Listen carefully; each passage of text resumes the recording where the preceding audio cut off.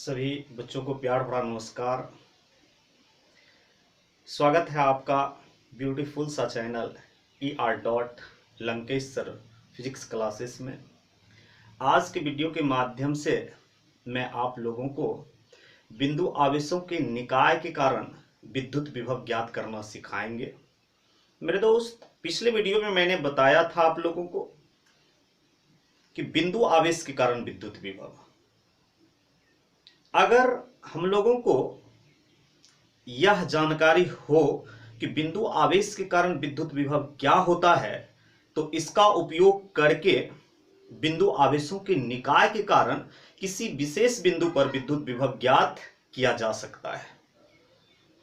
तो हम लोग मान लेंगे कि बिंदु आवेशों के निकाय में n बिंदु आवेश है। कितने बिंदु आवेश हैं? n बिंदु आवेश है।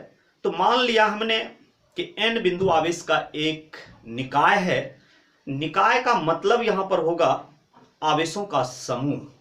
निकाय का मतलब यहां पर होगा आवेशों का समूह।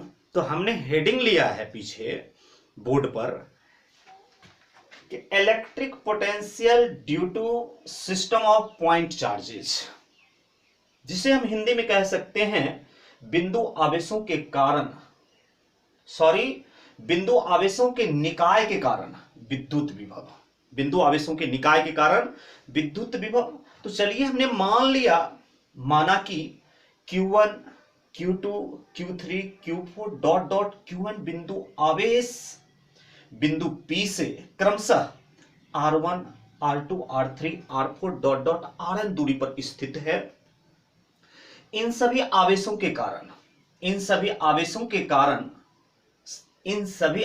के निकाय के कारण बिंदु P पर परिणामी विद्युत विभव भी ज्ञात करना है। तो मेरे दोस्त, बिंदु आवेशों के निकाय को हमने x अक्ष y अक्ष के बीच प्रस्तुत किया, दिखाया। माना कि Q1, Q2, Q3, Q4 dot dot Qn बिंदु आवेश बिंदु P से R1, R2, R3, R4 दूरी पर है। तो इन सभी आवेश के कारण P पर विभव ज्ञात करेंगे और उस विभव का योग से जो हमें परिणामी विभव प्राप्त होगा, वही परिणामी विभव बिंदु आवेशों के निकाय के कारण विद्युत विभव कहलाएगा। तो मेरे भाई, आप लोग को पता है, हम लोग जानते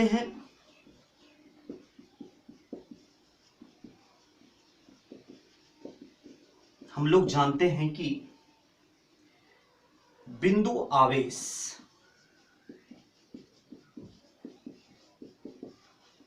के कारण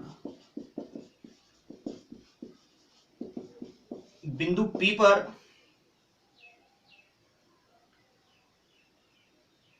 बिंदु आवेश कैपिटल Q के कारण बिंदु P पर विभव V बराबर KQ बटा में R होता है। यह चीज हमने पिछले वीडियो में बताया था। तो मेरे दोस्त, यहां पर बिंदु आवेशों के निकाय में Q1 बिंदु आवेश है, Q2, Q3, Q4, Qn। तो इन सभी आवेश के कारण बिंदु P पर हम विभव ज्ञात करेंगे। तो हम जानते हैं कि बिंदु आवेश Q के कारण बिंदु P पर विभव V बराबर KQ बटा में R होता है। यह बात हमने पिछले वीडियो में बताया था। तो मेरे दोस्त, Q1 के कारण P पर विभव, किसके कारण? Q1 के कारण P पर विभव। तो Q1 के कारण जो P पर विभव होगा उसको हम V1 से सूचित करेंगे। तो V1 बराबर हो जाएगा कि Q1। और देख लो, Q1 से बिंदु P की दूरी कितनी है? R1। तो इसलिए मेरे दोस्त, यहां पर दूरी R न दे करके हम क्या देंगे? R1। अब फिर आगे, बिंदु आवेश Q2 के कारण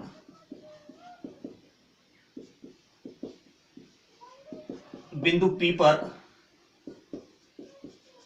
विभव, मान लेते V2, V2 बराबर होगा के Q2 बटा में R2।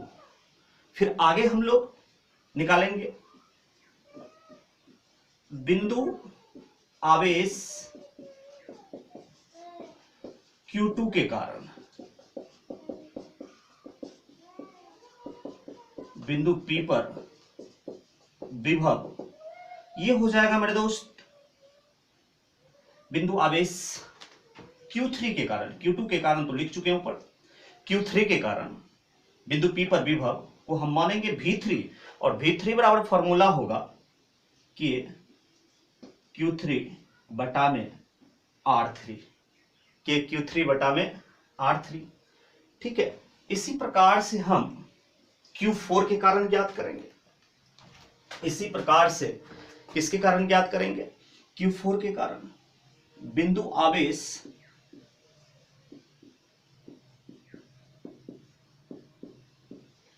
Q4 के कारण P पर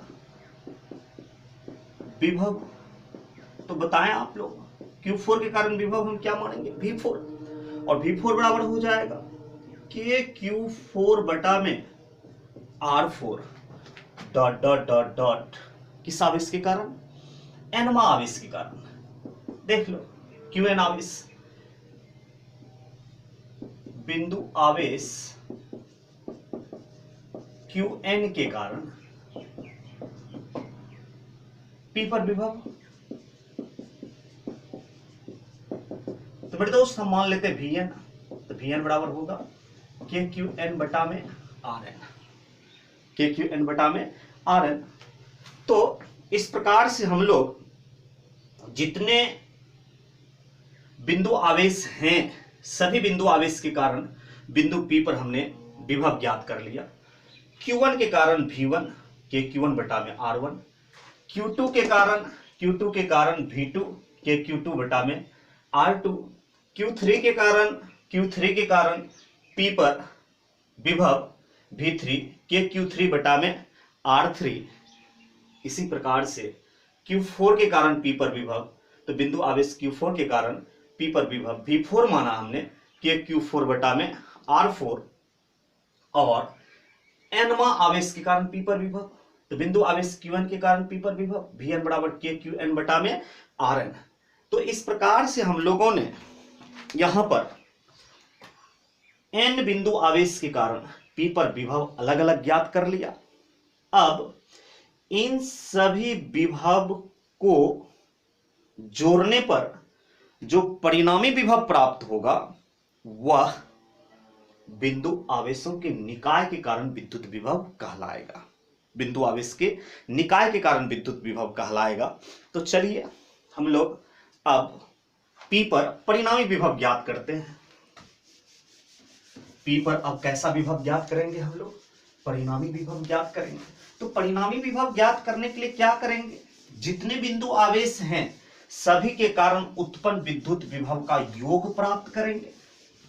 योग प्राप्त करने के बाद जो विभव हमें मिलेगा वही बिंदु आवेशों के निकाय के कारण विद्युत विभव कहलाएगा, बिंदु आवेशों के निकाय के कारण विद्युत विभव कहलाएगा। तो मेरे दोस्त अब हम लिखेंगे बिंदु P पर, किस पर, बिंदु P पर परिणामी विभव या परिणामी विद्युत विभव, या मेरे दोस्त इसी को आप लिख सकते हो कुल विद्युत विभव।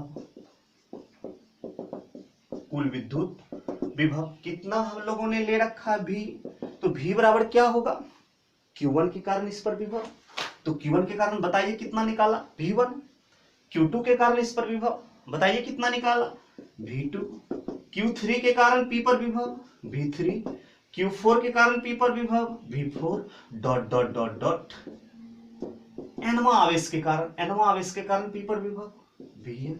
और बताइए इन सभी का मान हमें पीछे पता है, तो क्या लिखेंगे, V बराबर परिणामी विभव V बराबर V1 का मान देखिए आप पीछे हम निकाल चुके हैं। V1 का वैल्यू है V1 बराबर के Q1 बटा R1, V2 का वैल्यू है मेरे दोस्त के Q2 बटा R3, V3 का वैल्यू R2 V3 का वैल्यू है KQ3 बटा R3 और V4 का वैल्यू है KQ4 बटा R4 और मेरे दोस्त dot dot dot dot Vn का वैल्यू है KQN बटा में Rn। ये हमने ज्ञात किया, पीछे हमने ज्ञात किया अभी जस्ट। ठीक है, तो अब ये सारा मान हम रखते हैं यहाँ पे। तो V1 का मान देखिए कितना है, KQ1 बटा में R1 प्लस V2 का वैल्यू देखिए KQ2 बटा में R2 प्लस V3। तो V3 का वैल्यू रखो KQ3 बटा में R3, V4 का वैल्यू रखिए KQ4 बटा में R4 plus dot dot dot dot plus Vn का वैल्यू रखा जाए तो कितना होगा KQN बटा में Rn। और मेरे दोस्त अब इसमें से हम लोग K को कॉमन ले सकते हैं। किसको कॉमन ले सकते हैं? K को। तो K को कॉमन लीजिए तो क्या हो जाएगा यहाँ पे Q1 by R1 plus Q2 by R2 plus Q3 by R3 plus Q4 by R4 plus dot dot dot dot dot plus Qn by Rn। ये हो जाएगा, ये हम लिख सकते हैं। ठीक है ना? तो ये आपका निकल गया P पर आवेशों की निकाय के कारण विद्युत विभव, और हमें यही ज्ञात करना था। ठीक है, और इसको हम लोग सिग्मा के रूप में भी लिख सकते हैं। किसके रूप में लिख सकते हैं? सिग्मा के रूप, क्योंकि आवेश का यहां पे कैसा वितरण है? असंतत वितरण। और आवेश के असंतत वितरण को हम लोग प्रायः आवेश के असंतत वितरण के कारण विद्युत क्षेत्र या विद्युत विभव के योग को प्रदर्शित करते हैं सिग्मा से। योग को प्रदर्शित करते हैं किससे?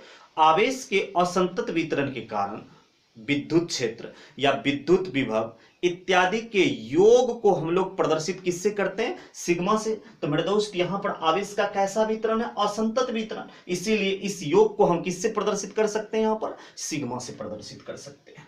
तो चलिए हम लिखते हैं V बराबर K है, K लिख दीजिए।